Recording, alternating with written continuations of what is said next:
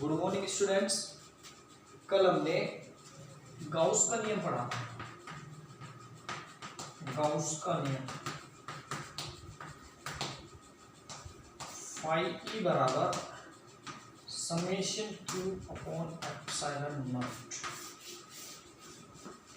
यानी गाउस का नियम था किसी बंद पृष्ठ से निर्गत कुल विद्युत फ्लक्स का मान उस बंद पृष्ठ द्वारा परिबद्ध आवेश और निर्वात की विद्युतशीलता के अनुपात के बराबर होता है। तो आज हम पहले इस गाउस के नियम का सत्यापन करेंगे कूलोम के नियम की सहायता से। यानी जो फॉर्मूला है फाई ई बराबर summation Q upon epsilon not, इसको हम कैसे प्रूव कर सकते हैं। तो गाउस कूलोम के नियम की सहायता से हम इसको प्रूव करेंगे। तो देखो, सबसे पहले हम क्या करते हैं, एक गाउसियन पृष्ठ लेते हैं। गाउसियन पृष्ठ का मतलब होता है बंद पृष्ठ। इस गाउसियन पृष्ठ में मान लो कोई बिंदु O है। इस बिंदु O पे एक प्लस क्यू आवेश स्थित है, प्लस क्यू आवेश। अब इस बिंदु O से गाउसियन पृष्ठ पे हम एक अल्पांश लेते हैं ds। इसकी दिशा है इधर ds, ये अल्पांश है ds, तो इसकी पृष्ठ के लंबवत होती है हमेशा। यह एक बिंदु P ले लेते हैं। इस P बिंदु की दूरी है प्लस क्यू से स्मॉल r। तो यदि P बिंदु पे हम इस प्लस क्यू के कारण विद्युत क्षेत्र की दिशा देखें तो विद्युत क्षेत्र की दिशा होगी प्लस क्यू से दूर की ओर। यानी हम मान लेते हैं ds और E के बीच में जो एंगल आ रहा है वो आ रहा है थीटा। थीटा कौन है। अब हम इस अल्पांश को बिंदु O से मिला देते हैं। तो देखो, ये अल्पांश यहां पे एक घन कोण क्रिएट करेगा। घन कोण, सॉलिड एंगल जिसको बोलते हैं, और इसको ये डिनोट करेंगे डी ओमेगा से। ये एंगल है डी ओमेगा। तो घन कोण का मतलब क्या होता है, सिंपल जो कोण रहता है वो हम लिखते हैं चाप बटे त्रिज्या। सिंपल कोण होता है वो रहता है चाप बटे त्रिज्या। ये चाप द्वारा बनाया जाता है। लेकिन यदि किसी क्षेत्रफल द्वारा या फिर पृष्ठीय क्षेत्रफल या अल्पांश द्वारा किसी बिंदु पे कोण बनाया जाएगा क्षेत्रफल द्वारा, तो उसे हम बोलेंगे घन कोण, और उसे ओमेगा द्वारा दर्शाया जाता है। यहाँ पे एक अल्पांश द्वारा क्षेत्रफल द्वारा, अल्पांश क्षेत्रफल द्वारा बनाया जा रहा है, तो इसको बोल रहे हैं डी ओमेगा। ये एक घन कोण हो गया यहाँ पे, ठीक है। तो देखो, हमें गाउस के नियम के सत्यापन के लिए क्या करना होगा, पहले प्लस क्यू आवेश के कारण इस P बिंदु पे हमें विद्युत क्षेत्र ज्ञात करना पड़ेगा। उसके बाद में इस क्षेत्रफल अल्पांश से निर्गत फ्लक्स ज्ञात करना पड़ेगा। उन दोनों से हम आसानी से इसको ड्राइव कर सकते हैं। देखो, सबसे पहले प्लस क्यू आवेश द्वारा बिंदु P पर विद्युत क्षेत्र। तो बिंदु P से स्मॉल r दूरी पे है, तो यहां पे विद्युत क्षेत्र E हम लिख सकते हैं formula KQ upon R square. ये हम पढ़ चुके हैं पहले, कूलोम के नियम से आता है। कूलोम बल था, उससे हमने विद्युत क्षेत्र ड्राइव किया था। वहां था KQ अपॉन R स्क्वायर, किसी बिंदु आवेश से स्मॉल r दूरी पे विद्युत क्षेत्र का मान E बराबर KQ अपॉन R स्क्वायर। अब इस क्षेत्रफल अल्पांश से इस प्लस क्यू आवेश द्वारा गुजरने वाले फ्लक्स का मान हमें ज्ञात करना है। तो अल्पांश क्षेत्रफल ds द्वारा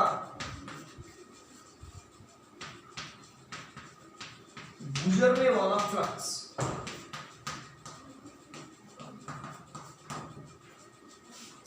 अब देखो अल्पांश के कारण फ्लक्स निकाल रहे हैं तो फ्लक्स को बताएंगे डी फाई ई।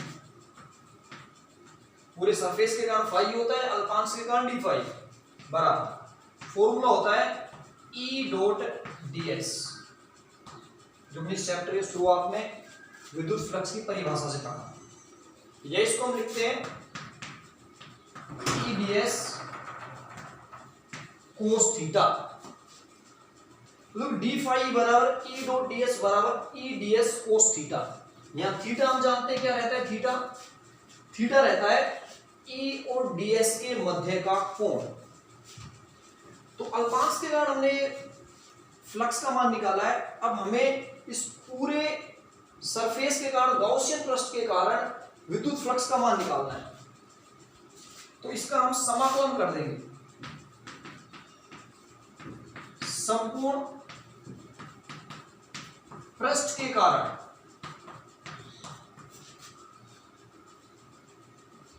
विद्युत फ्लक्स, तो देखो इसका समाकलन कर देते हैं। समाकलन ऑफ एस, क्लोज सरफेस है इसलिए सर्कल लगा देंगे समाकलन के चिन्ह में। डी फाई ई बराबर समाकलन of S E DS cos theta. यानी जो ये समीकरण था इसमें हमने दोनों तरफ समाकलन का चिन्ह लगा दिया। अब डी फाई अल्पांश के कारण विद्युत फ्लक्स था, पूरे सरफेस के कारण यदि हम लेंगे तो ये आ जाएगा फाई ई, यानी डी फाई ई का समाकलन हमें ज्ञात करना है, इसलिए डायरेक्ट फाई ई। उधर यदि हम समाकलन करें तो पहले समीकरण 1 से हम ई का मान रख देंगे वहां पे। तो समाकलन of S K Q upon R square DS cos theta, ये हमने समीकरण 1 से मान ले लिया। समीकरण 1 में ई का मान हमने निकाला है के क्यू अपॉन आर स्क्वायर, तो उसको हमने वहां पुट कर दिया। अब हमें देखो इसका समाकलन करना है।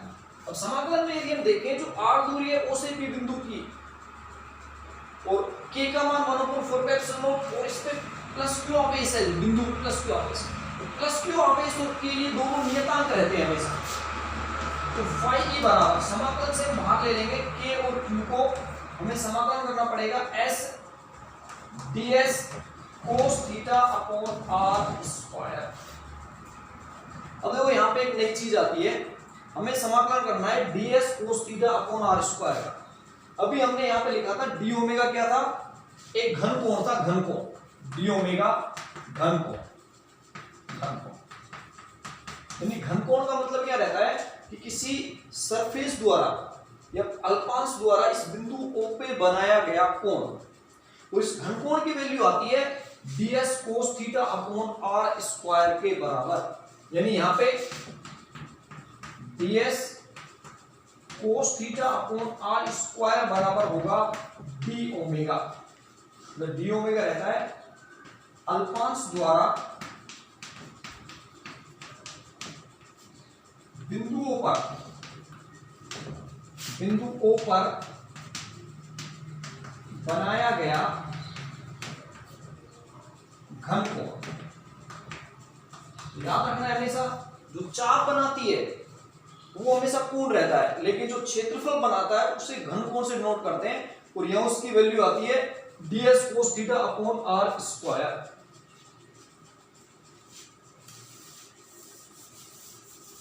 देखो उसको आगे सोल्व करें तो ds cos theta upon R square की जगह हम लिख सकते हैं डी ओमेगा।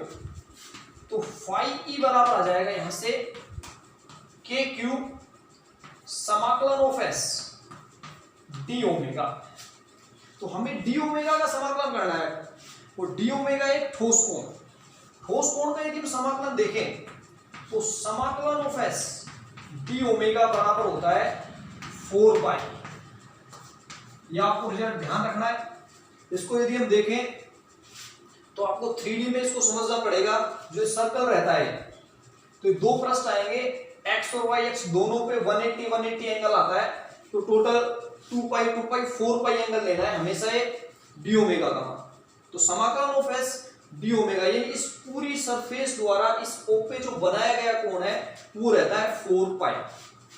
तो फाई ई बराबर आ जाएगा यहां से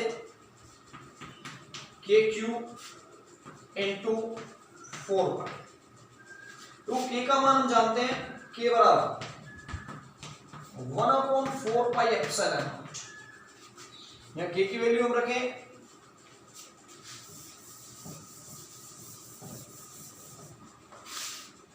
फाई ई बराबर के का मान 1/4 पाई एप्सिलॉन नॉट, के की वैल्यू रख दी, q इंटू 4 पाई पहले से था यहाँ पे, इंटू q इंटू 4 पाई।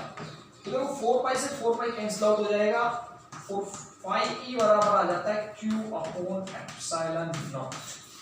तो ये ही गाउस का नियम था, फाई ई बराबर q अपॉन एप्सिलॉन नॉट। इसमें देखो आप देख सकते हो इस पूरे सरफेस के अंदर जो बंद टच था प्लस क्यू आवेश था, तो अंदर आवेश है प्लस क्यू, तो इस आवेश के कारण फाई ई बराबर क्या होगा, q अपॉन एप्सिलॉन नॉट। ये गाउस के नियम का क्या है, सत्यापन। तो इसमें इंपॉर्टेंट चीज दो ही है कि अल्पांश द्वारा जो एंगल बनेगा ठोस कोण का, जिसे घन कोण बोलते हैं, वो आता है ds cos थीटा पर r स्क्वायर।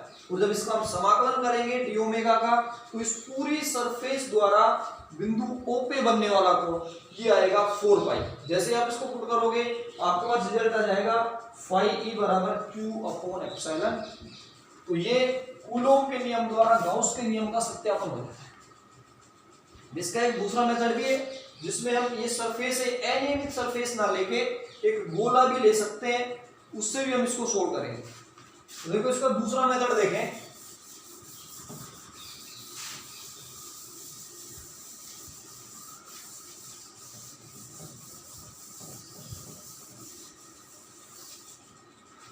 दूसरे मेथड में हम अनियमित सरफेस की जगह एक गोला ले लेते हैं,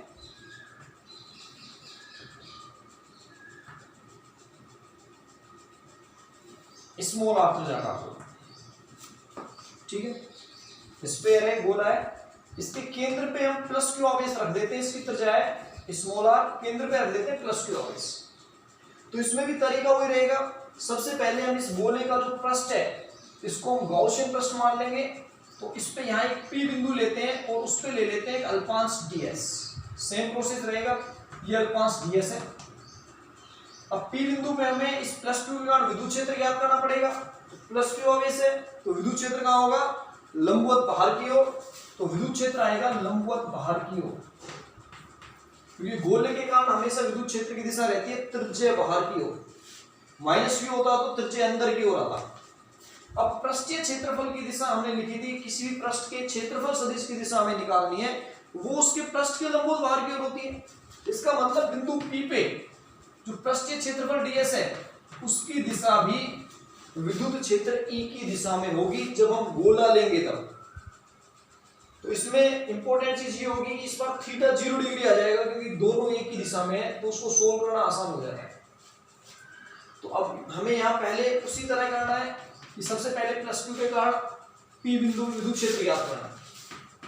तो प्लस क्यू के कारण बिंदु P पर विद्युत क्षेत्र,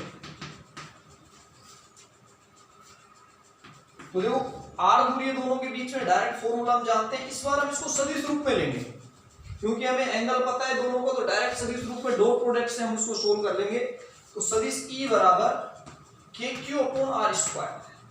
के का मान सब जानते हो, क्यू यहाँ पे आवेश है, आर इनके बीच की दूरी है। अब इसकी दिशा त्रिज्य बाहर की ओर है, यानी एकांक सदिश लगा देंगे वेक्टर आर कैप। तो ये आ जाएगा हमारा समीकरण 1, यानी इस प्लस क्यू आवेश के कारण P बिंदु पे विद्युत क्षेत्र का मान कितना आएगा, K Q upon R square R cap. अब हमें इस अल्पांश से गुजरने वाले फ्लक्स का मान ज्ञात करना है। तो अल्पांश ds से गुजरने वाला फ्लक्स, तो अल्पांश से गुजरेगा तो उसको नाम दे देंगे डी फाई ई। इसका फॉर्मूला हम जानते हैं E डॉट ds। अब ई का मान हम डायरेक्ट समीकरण 1 से यहां रख देंगे और इसका डॉट प्रोडक्ट कर लेंगे तो बहुत आसान हो जाएगा ये। देखो ई का मान समीकरण 1 से रखते हैं, समीकरण 1 से डी फाई ई बराबर आ जाएगा, डी फाई ई बराबर ई का मान है के क्यू अपॉन आर स्क्वायर। अब देखो ये डॉट प्रोडक्ट है तो यहां सदिश आर कैप है, यहां सदिश डीएस है, तो इन दोनों के बीच में डॉट प्रोडक्ट होगा आर कैप डॉट डीएस। इसको समीकरण 2 नाम दे देते हैं, समीकरण। तो इसमें हमें फायदा ये है कि ठोस कोण मानने की आवश्यकता नहीं होगी। देखो हम क्या करते हैं, आर कैप डॉट डीएस है तो पहले इसको सोल्व करते हैं। तो ए डॉट बी बराबर क्या होता है, ए बी कोस थीटा। ऐसे ही आर कैप डॉट डीएस बराबर होगा सदिश आर कैप का मोड, डीएस का मोड और कोस थीटा। यदि आर कैप इधर होगा, डीएस इधर होगा, दोनों सेम दिशा में, तो यहां पे थीटा बराबर कितना आएगा, 0 डिग्री। और जो आर कैप है एकांक सदिश है, एकांक सदिश का मोड हमेशा कितना होता है, 1। यानी ध्यान रखना है जो एकांक सदिश है उसका मोड कितना होगा, 1, और थीटा यहां पे कितना लेना है, 0 डिग्री। तो आर कैप डॉट डीएस सदिश, इसकी वैल्यू 1 आ जाएगी, एकांक सदिश का मोड ले रहे हैं, परिमाण ले रहे हैं, डीएस की वैल्यू डीएस के इक्वल ही रहेगी into cos theta. Theta 0 degree है तो कोस 0 डिग्री, तो कोस 0 डिग्री का मान जानते हैं कितना होता है, कोस 0 डिग्री का मान 1। तो इसको आगे सोल्व कर सकते हैं हम। आर कैप डॉट डीएस बराबर ये आ जाएगा डीएस, यानी समीकरण 2 में आर कैप डॉट डीएस के इक्वल हम क्या मान सकते हैं, डीएस, क्योंकि कोस 0 का मान हम कितना रखेंगे, 1 रखेंगे, तो 1 से डीएस को मल्टीप्लाई करेंगे वो 1 ही आएगा। तो आर कैप डॉट डीएस बराबर क्या आ गया, डीएस। तो समीकरण 2 में इसकी वैल्यू रख दो, समीकरण 2 से डी फाई ई बराबर K Q upon R square,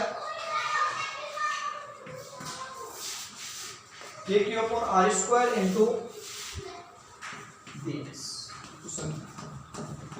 अब इसका यदि हम समाकलन कर दें तो इसका समाकलन करने पर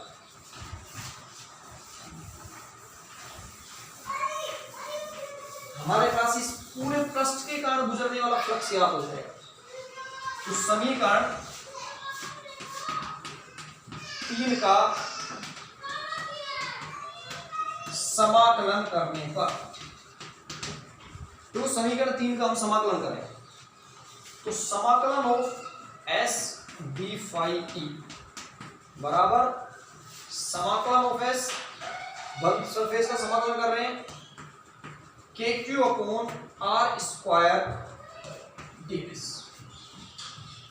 डी फाई का समाकलन हो जाएगा फाई ई, फाई। अब देखो यहाँ के का मान फिक्स होता है 1/4 पाई एप्सिलॉन नॉट, क्यू का मान फिक्स है क्यों, हमने प्लस किया इसलिए, और इस बार आर का मान भी फिक्स है। पिछले केस में अनियमित सरफेस थी, आर बदल सकता था, लेकिन इस बार गोले के केस में गोले का पृष्ठ उसके केंद्र से आर दूरी पर ही होगा, यानी यहाँ आर भी क्या है, नियत। तो के क्यू और आर स्क्वायर को ले लेंगे बाहर, समाकलन ऑफ एस हमें करना पड़ेगा, यानी इस अल्पांश का ही हमें समाकलन करना पड़ेगा। और यदि हम अल्पांश का समाकलन करें तो इस पूरे गोले का हमें पृष्ठीय क्षेत्रफल निकालना पड़ेगा, क्योंकि अल्पांश छोटा सा टुकड़ा दे रखा है और पूरे टुकड़े का पूछा है, और पूरे टुकड़े का हम जानते हैं पहले, क्योंकि गोले के वक्र पृष्ठ का क्षेत्रफल कितना होता है, 4 पाई आर स्क्वायर। चूंकि समाकलन ऑफ एस डीएस बराबर होता है 4 पाई आर स्क्वायर। तो जब भी कोई यदि हम डायरेक्ट वैल्यू जानते हैं तो उसको समाकलित करने की आवश्यकता नहीं है, उसके छोटे से भाग का मान हमें पता है, पूरे भाग का निकालना है, समाकलन करना है, उस पूरे भाग की वैल्यू हम डायरेक्ट पुट कर देते हैं 4 पाई आर स्क्वायर। अब डीएस, समाकलन ऑफ डीएस की जगह 4 पाई आर स्क्वायर रखेंगे तो गॉस का नियम सिद्ध हो जाएगा।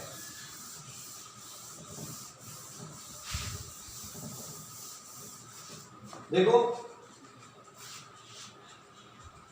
फाई ई बराबर आ जाएगा K Q upon R square into 4 pi R square.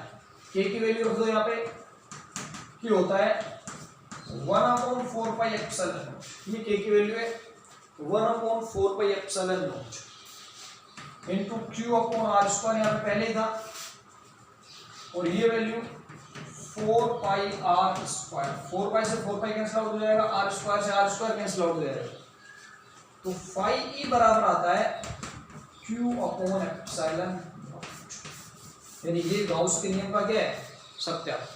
तो देखो इस मेथड में हमें ठोस कोण को मानने की आवश्यकता नहीं है, हमें गोला लेके उसको सोल्व कर सकते हैं।